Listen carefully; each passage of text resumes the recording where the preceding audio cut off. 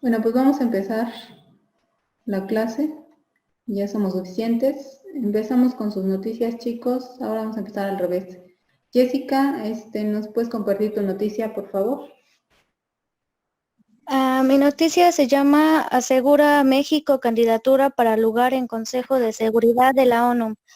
México está más que seguro que él es el indicado para tener un puesto en el Consejo de Seguridad de la Organización de las Naciones Unidas.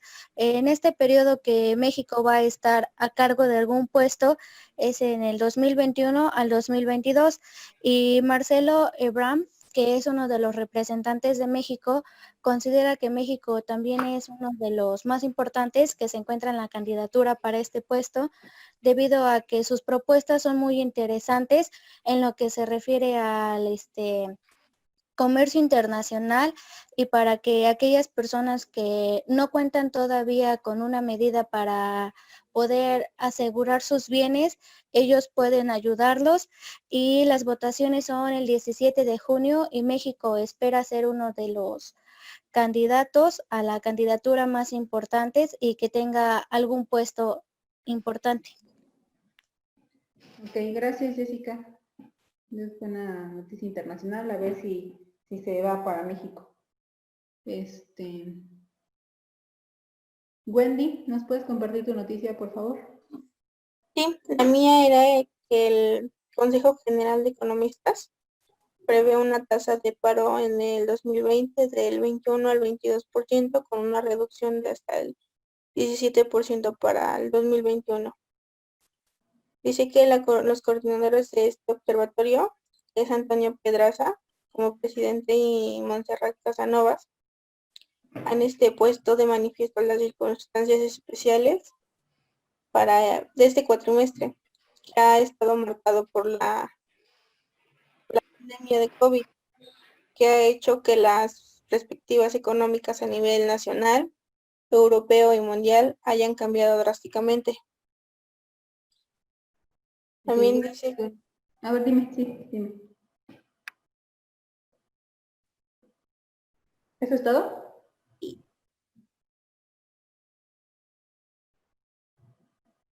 Sí. Ok, gracias, Wendy.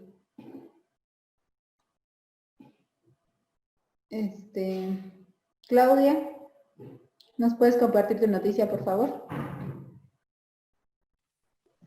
De México quieren hacer un país que tenga las leyes, eso es lo que piden los gobernadores del PAN.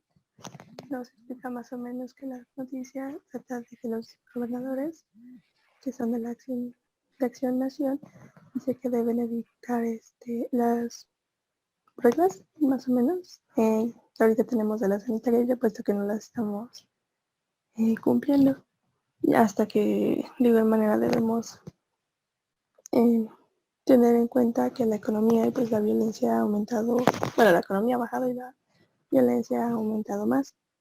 Nos dice que la República ha hecho instituciones a la democracia que no se deben minimizar y que no hay que ignorarles lo que ellos están pidiendo. La Asociación de Gobernadores de Acción Nacional que nos urge, se podría decir, un cambio para mejorar y asegurar nuestras identidades. Y bueno, el PAN pide soberanía política, que considera la fórmula que es la ley de la coordinación fiscal es injusticia e inequitativa y reitera la necesidad de un nuevo pacto fiscal. También nos dice que un país de leyes que no quiere que sea esta vez de voluntad del hombre, puesto que nosotros a veces somos muy caprichosos y las manejamos a nuestro antojo, y que no haya expropiaciones o que no reclamen la seguridad, es decir, que no se quejen. Y todas sus propuestas primero fueron demandan la libertad para construirse una economía estable y que garantice el acceso de la salud, pensión, crédito a todo a todo el personal. Y ya. Ok, gracias, Wendy. Digo, perdón, Claudia. Sí. Anet, ¿nos puedes compartir tu noticia, por favor? Sí, mi noticia se llama La ilegalidad de la retención y sus efectos. Y dice que la entrada en vigor del nuevo modelo de justicia penal en nuestro país ha representado uno de los mayores avances dentro de la impartición de justicia. Pues está bajo una nueva concepción que pretende garantizar los derechos de las víctimas indirectas e imputados sobre un plano en el que gocen de sus derechos y las oportunidades que la ley les otorga. Deben estar en condiciones, por así decirlo, favorables, efectivas y reales, tales prerrogativas.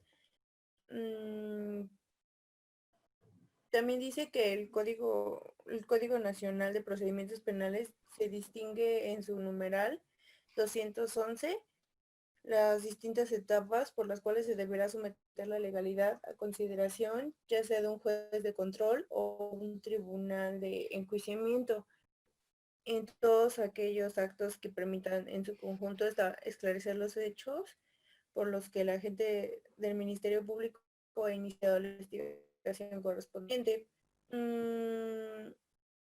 Nuestra legislación penal adjetiva establece dos supuestos distintos bajo los cuales la autoridad investigadora puede continuar la tramitación de un proceso de carácter penal con la persona detenida y sin la persona detenida.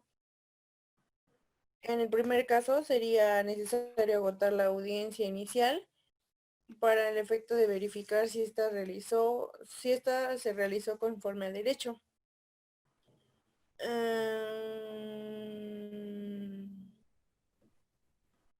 Y pues nada más. Ok. Gracias, Anet. Muy interesante en materia penal tu noticia. Alex, ¿nos puedes compartir tu noticia, por favor? La noticia se llama Monreal pospone iniciativa de ley para crear INMECO y pues habla de que el coordinador de la bancada de Morena en el Senado, Ricardo Monreal, informó que pospondrá la iniciativa de la ley propuesta por él mismo que tiene como objetivo fusionar al Instituto Federal de Telecomunicaciones, la Comisión Federal de Competencia Económica y a la Comisión Reguladora de Energía. De acuerdo con Monreal, a partir del debate generado por su iniciativa de ley para crear el INMECO, entre analistas, especialistas, periodistas, grupos sociales y grupos económicos, ha surgido una etapa de análisis y deliberación abierta, pues se trata de una iniciativa de reforma constitucional trascendente. En su iniciativa, Monreal propone la creación del Instituto Nacional de Mercados y Competencia para el Bienestar, que por sus siglas INMECO, ya que algunos órganos reguladores del Estado comparten ciertas características en cuanto a la naturaleza de sus facultades y competencias, por lo que pueden integrarse en uno solo para disminuir la pesada carga que hoy representa cada uno de ellos para el pueblo de México. Para el pasado domingo, Monreal afirmó que en este momento lo más importante de su iniciativa es aclarar que no hay intención de crear un superpoder ni dar paso al autoritarismo ni concentración de funciones de estas instituciones en el Ejecutivo, tampoco eliminar el carácter de autonomía constitucional. Y el senador de Morena afirmó que busca construir una solución cimentada en el consenso y acuerdos, no en el enfrentamiento, no en la imposición. Nunca es bueno apostar por la polarización ni la confrontación. Eso es lo que dijo el senador de Morena. Y ya estoy. Ok, gracias, Alex. Pues bueno, gracias por sus noticias. No se ha conectado nadie más. ¿Alguien que me falte? Son 2, 4, 5, 3. Ok.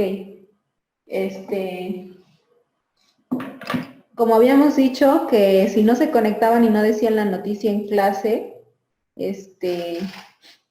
hay algunas personas que me la mandan por WhatsApp, pero se conectan a la clase. El día de hoy no se conectaron, entonces tienen para ustedes para robar para mañana la noticia de Marjorie, la noticia de Esmeralda y la noticia de Alondra. ¿Sale? Si quieren elegirla, adelante. Ahora, les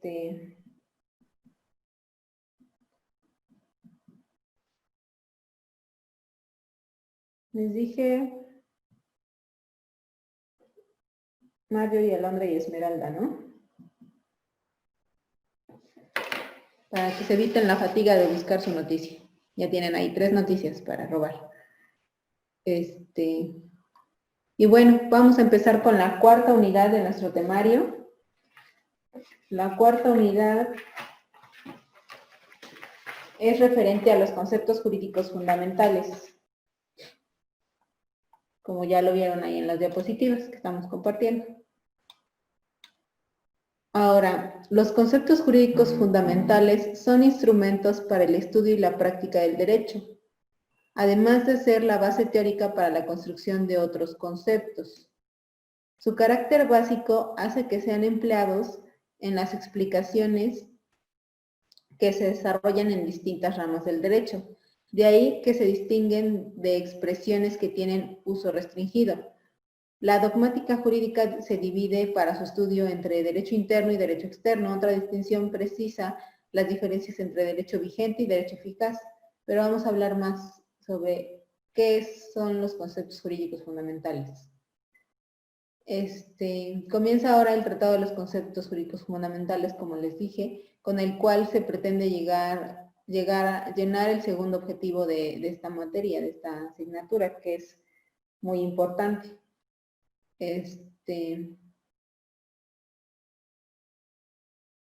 Y su importancia se justifica por el siguiente orden de consideraciones. Existe en el derecho 2 clases de conceptos, como ya dijimos, los generales y los particulares. Aquellos se aplican a todas las ramas del derecho. Estos tan solo y los particulares solo se aplican a determinadas divisiones del mismo derecho. Un ejemplo de los primeros son los conceptos generales. Podemos citar a los de persona, hecho jurídico, sanción, entre otros. Y como ejemplo de los particulares, de los segundos, podríamos citar al acto de comercio, delito o huelga. En tanto que los conceptos generales se aplican a todas las ramas del derecho, como ocurre con los conceptos de persona, hecho jurídico y sanción, que lo mismo que se aplica a derecho civil que al derecho penal, al derecho mercantil y a cualquier otra rama del derecho, los conceptos particulares solo se aplican a determinadas disciplinas, como ocurre con el acto de comercio, que solo se aplica al derecho mercantil, el del delito, que solo se aplica al derecho penal, el de huelga, que solo se aplica al derecho del trabajo. Entonces, corresponde a su materia de introducción al estudio del derecho y en este ámbito a nosotros de lógica y análisis de la norma jurídica, la exposición de los conceptos generales del derecho, o también llamados conceptos jurídicos fundamentales. Y a las disciplinas jurídicas especiales, el estudio de los conceptos particulares, como es derecho civil, mercantil, familiar.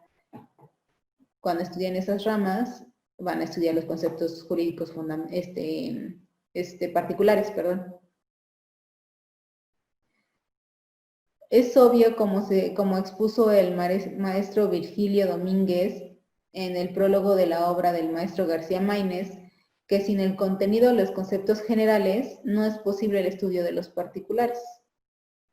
Por esa razón, en esta parte nos ocuparemos de los conceptos generales del derecho, a los que se denominan, siguiendo la terminología de Stamler, conceptos jurídicos fundamentales. Entonces, ¿qué se entiende por conceptos jurídicos fundamentales? Según el libro de García Maínez, nos da la definición de los mismos al tratar sobre el objeto de la teoría fundamental del derecho y define como conceptos jurídicos esenciales o fundamentales las categorías o nociones irreductibles en cuya ausencia resultaría imposible entender un orden jurídico cualquiera. Entonces tenemos que son los conceptos jurídicos esenciales o fundamentales, las categorías o nociones irreductibles en cuya ausencia resultaría imposible entender un orden jurídico cualquiera. Entonces, existe una teoría que nos habla de esto, que se llama la teoría fundamental del derecho, que es la que explica, como hemos dicho, los conceptos jurídicos fundamentales. Es una de las ramas en que se divide la filosofía del derecho. Pues la otra rama es la axiología jurídica, que tiene por objeto estudiar los valores a cuya realización debe aspirar el orden jurídico positivo. Toda vez que en este tema dedicaremos amplia atención a los conceptos jurídicos fundamentales, merece la pena decir dos palabras sobre la axiología jurídica, que es, como se ha dicho, la que estudia o refiere a los valores que el orden jurídico positivo debe realizar. El problema está en saber cuáles son los valores a cuya realización debe aspirar un orden jurídico positivo. La mayoría de los autores dicen que es la justicia, la finalidad de esta. La respuesta no satisface porque se caería en la interrogante de saber qué es lo justo. Definición que encuentra ideologías diversas que consiguientemente le dan contenidos diversos. Nosotros creemos que el orden jurídico positivo debe aspirar al bien común, terminología esta que para todos autores merece el calificativo de paz pública, orden público, seguridad social, entre otros. Sea cual fuera el vocabulario que en tal sentido se emplee, la realidad es que en caso de conflicto debe la justicia ser postergada en beneficio de la paz y el orden.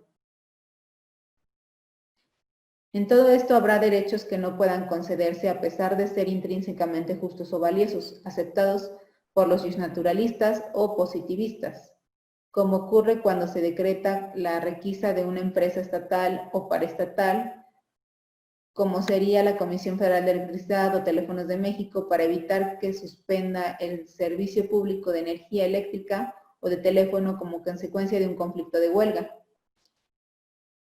Requisa que encuentra fundamento legal en el artículo 112 de la Ley de Vías de Comunicación, o cuando se niega a los sindicatos mantener su huelga en el incidente de suspensión del amparo que promueva contra la declaratoria de inexistencia dictada por la autoridad laboral.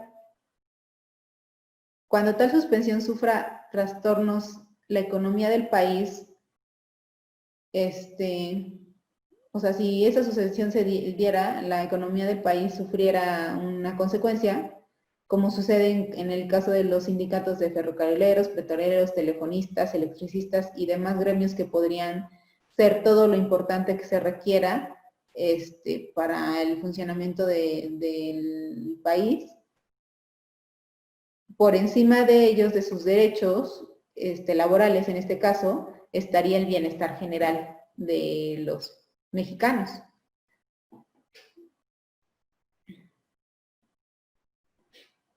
Según la atinada definición que hace el maestro Preciado Hernández en su obra Lecciones de Filosofía del Derecho, los conceptos jurídicos fundamentales pueden ser de naturaleza ya sea formal o real, como lo establece nuestro temario.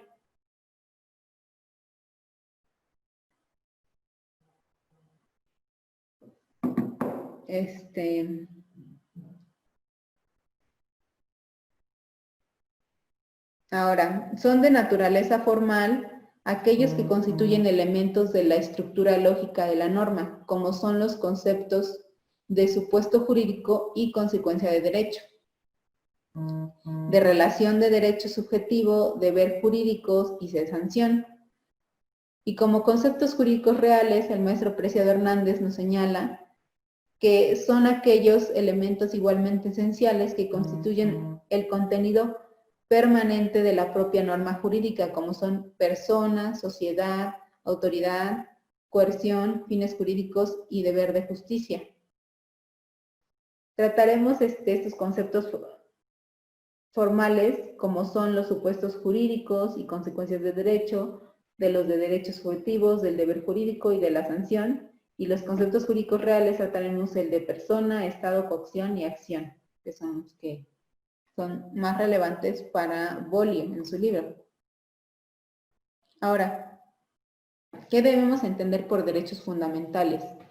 ¿Cuáles son los conceptos jurídicos fundamentales? Estas y otras interrogantes podrían surgir de este importante tema. Y pues nosotros vamos a concentrarnos a señalar que los derechos fundamentales establecen facultades del individuo en sus relaciones sociales para su desarrollo como persona, derivados de su libertad y dignidad. Es decir, constituyen el núcleo básico, ineludible e irrenunciable del estatus jurídico del individuo. Ahora, los derechos fundamentales están ligados a la dignidad de la persona, son una proyección positiva, inmediata y vital de la misma, y constituyen la condición de su libertad y autodeterminación. El desconocimiento o conculación vulnera la dignidad e impide el desarrollo individual y personal. Por ello, su disfrute resulta imprescindible. Son condición de la democracia como sistema político, la cual no puede existir sin el reconocimiento y el ejercicio de los derechos fundamentales. Los preceptos que contienen derechos fundamentales están en la Constitución y son objeto de protección y sus diversas disciplinas.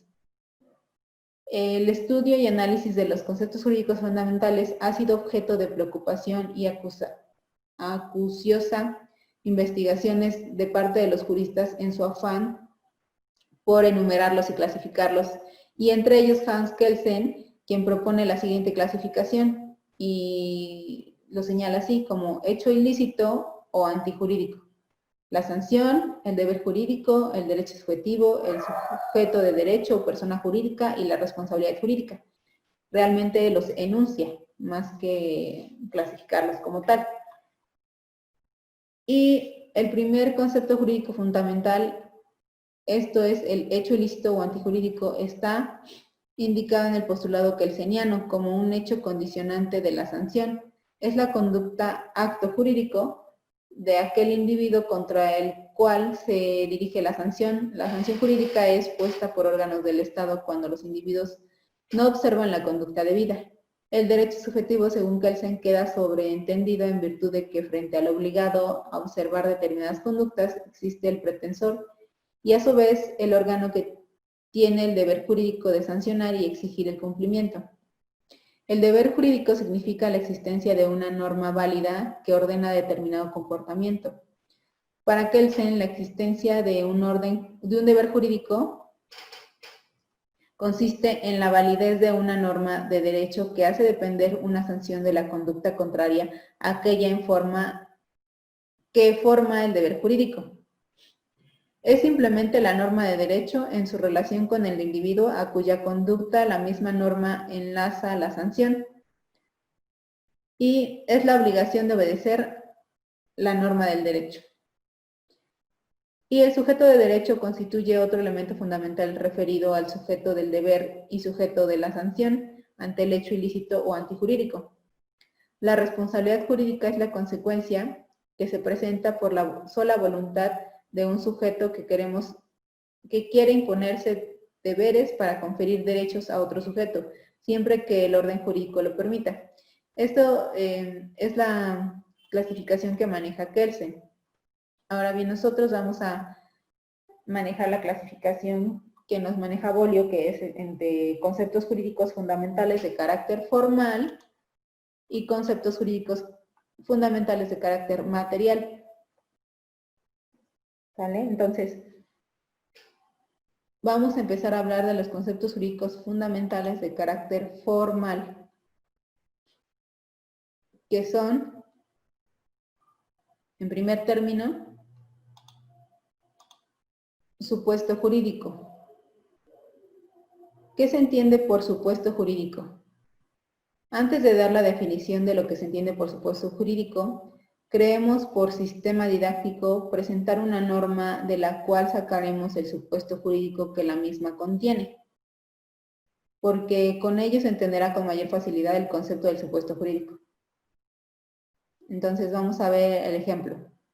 Cuando decimos, quien falta el cumplimiento de una obligación será responsable de daños y perjuicios, claramente advertimos que esta oración compuesta hay dos juicios normativos, uno principal y otro accesorio, que recíprocamente se complementan a saber.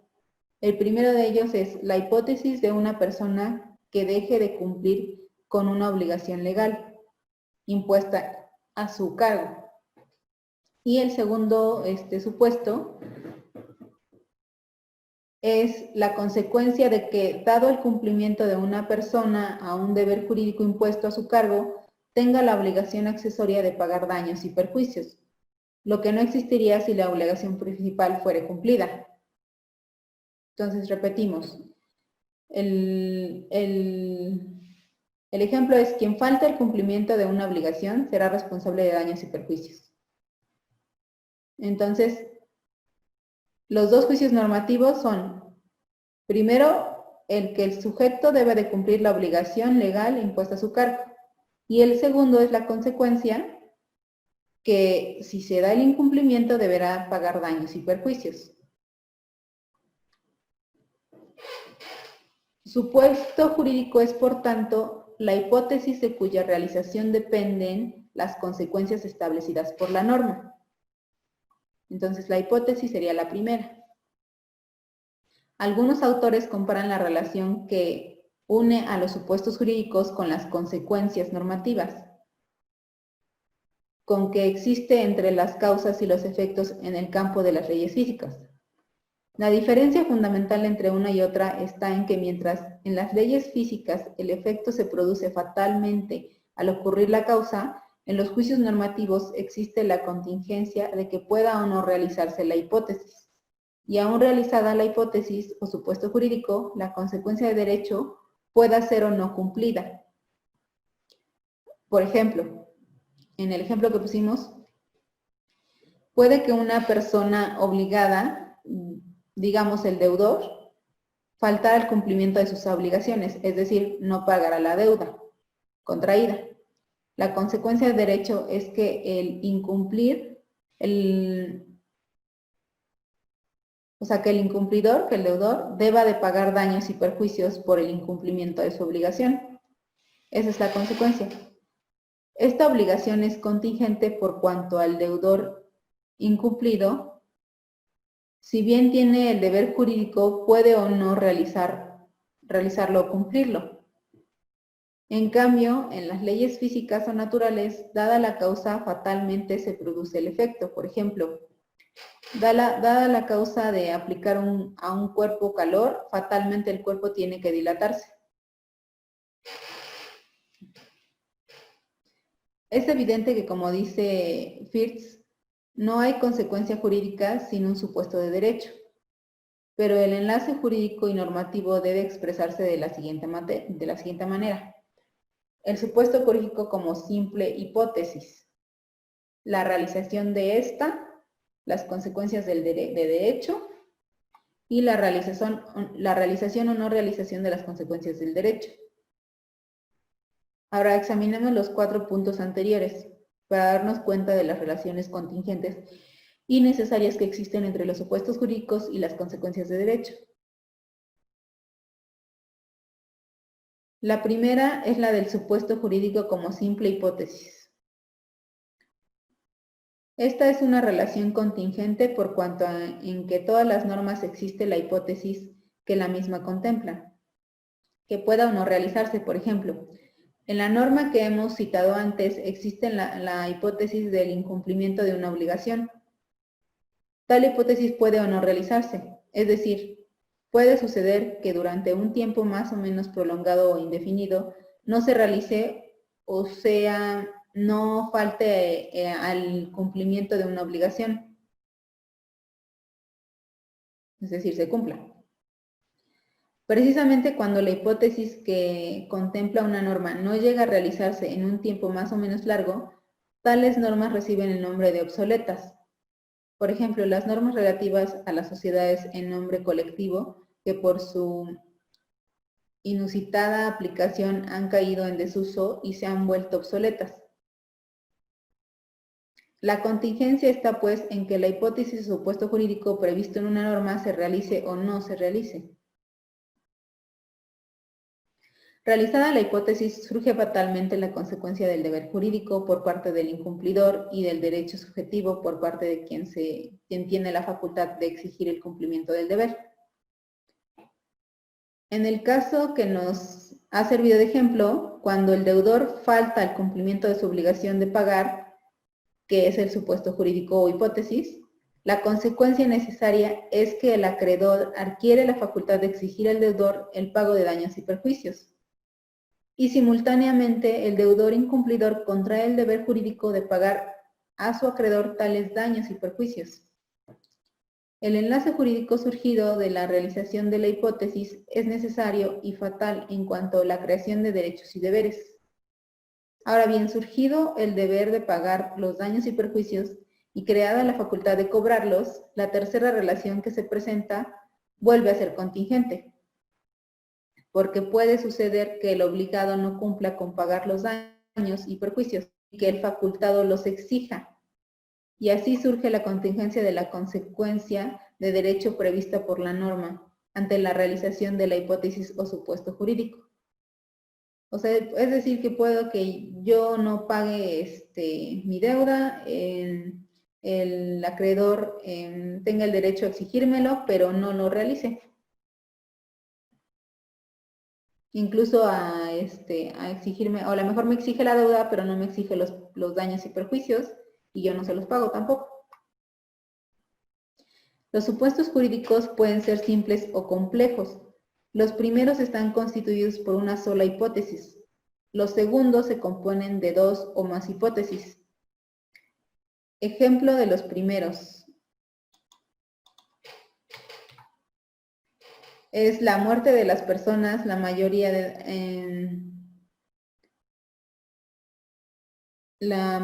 edad. Serían un ejemplo de los primeros, que solo tienen una hipótesis. Y el ejemplo de los segundos es el homicidio calificado, en el cual se encierran varias hipótesis, como la premeditación, la alevosía, la ventaja, traición. Luego pasemos a considerar ahora lo que debe entenderse por hecho jurídico y por acto jurídico, que es es el segundo concepto jurídico fundamental de carácter formal. Ahora bien, el hecho jurídico es, según la definición de Boncasse, un acontecimiento engendrado por la actividad humana o puramente material, que el derecho toma en consideración para hacer derivar de él, a cargo o en provecho de una o varias personas, una situación jurídica general o permanente, o por el contrario, un efecto de derecho limitado. Ahora, por acto jurídico, el mismo tratadista francés entiende una manifestación exterior de voluntad, bilateral o unilateral, cuyo fin directo consiste en engendrar con fundamento en una regla de derecho o en una institución jurídica a cargo o en provecho de una o varias personas, un estado, es decir, una situación jurídica permanente y general, o por el contrario, un efecto de derecho limitado relativo a la formación, modificación o extinción de una relación jurídica.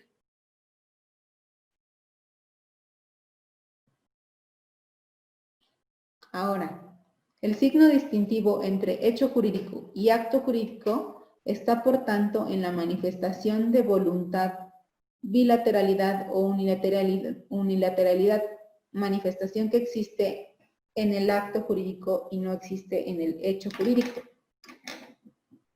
Creo que ya, si se acuerdan de las clases anteriores, ya vimos que las características de una norma jurídica es la coercibilidad, la bilateralidad, la heteronomía, y entonces aquí vamos a aplicar esas características para los actos jurídicos. Entonces, el signo distintivo entre el acto jurídico está en la manifestación de voluntad, la bilateralidad o unilateralidad, que ya vimos que también las normas jurídicas pueden tener cierta unilateralidad, y la manifestación que existe en el acto jurídico y no existe en el hecho jurídico. Ahora, los actos jurídicos suelen clasificarse así, que son delito, cuasidelito, contrato y cuasicontrato. Ahora, el delito es, según vimos al estudiar bueno, van a ver ustedes más bien, al estudiar el derecho penal, no sé si ya lo hayan estudiado, que la acción antijurídica típica, culpable y sancionada con una pena es el delito. Y eso es una acción antijurídica típica, culpable y sancionada con una pena. Ahora, el cuasidelito son los actos ilícitos que sin ser delito están prohibidos por la ley. Por ejemplo, el daño a las personas o a sus bienes por acción personal o por poner en movimiento máquinas o maquinarias que por su velocidad, por su naturaleza explosiva o inflamable o por otras causas análogas causen daño a las personas o a las cosas. El daño causado a las personas o a sus bienes por acción personal constituye lo que la doctrina civil denomina responsabilidad civil subjetiva, y el daño causado a las personas o a sus bienes por el empleo de máquinas, instrumentos, aparatos o sustancias por sí mismas peligrosas constituye lo que la doctrina civil denomina responsabilidad civil objetiva o del riesgo creado. Una es subjetiva y la otra es objetiva o del riesgo creado. Ahora, los contratos suponen el consentimiento de las partes contratantes que generan derechos y obligaciones entre los contratantes. Por ejemplo, la compraventa, el mutuo, la transacción, el arrendamiento. La compraventa, pues ya saben qué es, ¿no? La transacción es un intercambio, una negociación. El arrendamiento, pues es rentar. El mutuo es dar algo a cambio de bienes. Por dinero puede ser, o no solo entre bienes, sino por dinero. Ahora, los cuasicontratos son los actos jurídicos de una persona permitidos por la ley que la obligan hacia otra u obligan a otra hacia ella, sin que entre ambas exista ningún convenio. La diferencia entre los cuasicontratos y los contratos está en que los cuasicontratos no hay consentimiento. Es la ley o la equidad que produce el deber jurídico. Ejemplo, la gestión de negocios en la cual el gestor, sin acuerdo de voluntades con el gestado, realiza actos en favor o a cargo de aquel, sin que haya convenido, generándose derechos y obligaciones permitidos por la ley, y no por el acuerdo de voluntades. Entonces, por ejemplo, ustedes contratan un gestor para realizar un trámite, pero resulta que en ese trámite a lo mejor ustedes tenían un cargo, un saldo, sin pago. Ustedes no sabían, pero el gestor está haciendo su trámite. Entonces, el gestor, para ahorrarles dinero, hace una negociación con el ente o la persona a la que ustedes le deben, sin que ustedes se enteren, porque pues ustedes no sabían que tenían esa deuda, ¿no? Entonces, ahí el gestor, sin que ustedes estén de acuerdo, tengan la voluntad, hace las gestiones para que ustedes a lo mejor no paguen nada, o se les condone esa deuda, o paguen a lo mínimo. Entonces ahí aplica esta situación de los cuasicontratos. Ahora, no todos los hechos ni los actos humanos son jurídicos. Muchos de ellos son irrelevantes para el derecho. Son jurídicos cuando con ellos se realiza la hipótesis o supuesto jurídico contenido en una norma positiva.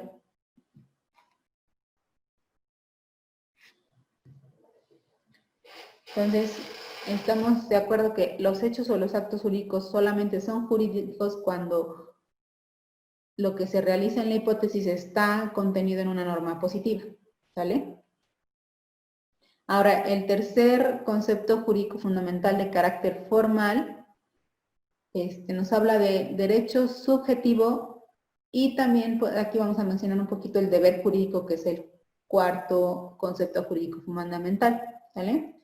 Entonces, hemos visto que de toda norma jurídica se desprende una facultad concedida al sujeto pretensor y a una obligación a cargo del sujeto obligado. De tal conclusión nacen los conceptos de derecho subjetivo y deber jurídico, que son los dos elementos en que se descompone la relación jurídica, refiriéndola ora al sujeto activo, ora al sujeto pasivo. En consecuencia, el derecho subjetivo, según la definición que de él nos da el maestro Rafael Preciado Hernández en su obra Lecciones de Filosofía del Derecho, es el poder, pretensión, la facultad o autorización que conforme a la norma jurídica tiene un sujeto frente a otro u otros sujetos, ya sea para desarrollar su propia actividad o determinar la de aquellos. Otra vez, el poder, pretensión, facultad o autorización que conforme a la norma jurídica tiene un sujeto frente a otro u otros sujetos, ya sea para desarrollar su propia actividad o determinar la de aquellos. Esto es el derecho subjetivo. Los derechos subjetivos pueden referirse a la propia conducta o a la conducta ajena. Cuando el derecho a la propia conducta es de hacer algo, se le denomina facultas agendi. Cuando es de no hacer algo, se le denomina facultas omitendi. Y cuando se refiere a la conducta ajena, se le denomina facultas exigendi. Ahora pongamos ejemplos para cada una de estas distinciones a fin de aclarar los conceptos. Como ejemplo de facultas agendi, tenemos la realización o hacer algo que la norma nos permite. Tenemos el derecho de la propiedad, por el cual el dueño está facultado para usar, vender, permutar y hacer lo que quiera con la cosa que es dueño. Ahora, el ejemplo de facultas omitendi está en la facultad que tiene toda persona para no ejercitar sus derechos cuando estos no se fundan en una obligación propia. Por ejemplo, no cobrar una deuda, aunque legalmente se tenga derecho a cobrarla. De aquí nace el principio de que quien tiene derecho puede ejercitarlo, dejarlo a salvo o renunciarlo, salvo el caso de las normas taxativas, que en la clasificación de las normas vimos que son irrenunciables. Y como ejemplo, las facultas exigendi, que serían las terceras, podría señalarse el contrato de mutuo, por el cual tiene derecho el acreedor a exigir al deudor el pago de la deuda. ¿Sale? Antes de continuar con el tema, es preciso darse cuenta de que un aspecto importante de relación jurídica que existe entre la facultas agendi y omitendi, por una parte, y de la facultas exigendi, por la otra, queremos referirnos a quienes son los sujetos activos y pasivos de las tres facultas. Veamos al respecto. En el caso del derecho de propiedad, que es una facultas agendi, Y en el caso de no ejercitar el cobro de una deuda, que es una facultas omitendi, el sujeto activo es el titular, en el primer caso del derecho de propiedad y en el segundo caso del derecho de cobro de deuda. Y el sujeto pasivo lo es ergamus, o sea, todo el mundo,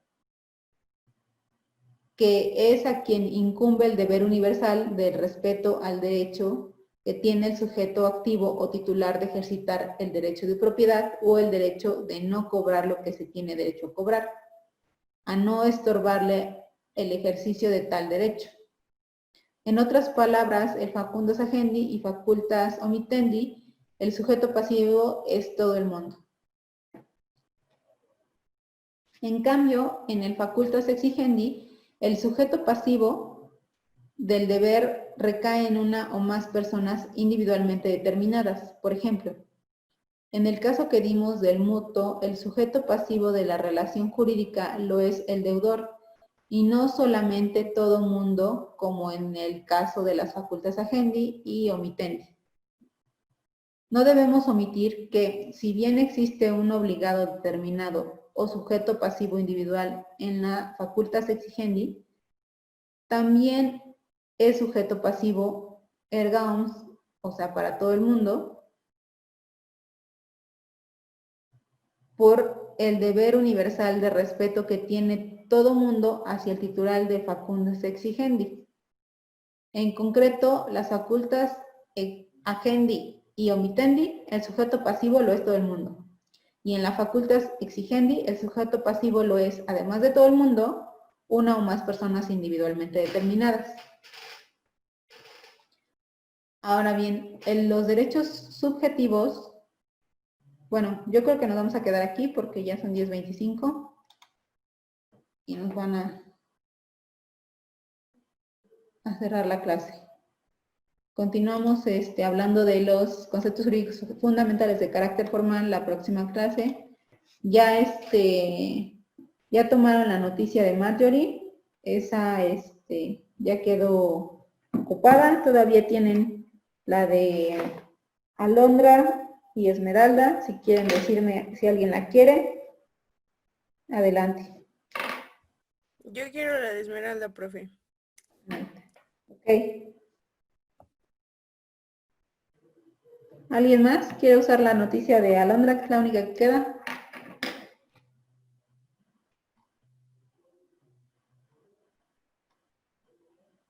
¿No?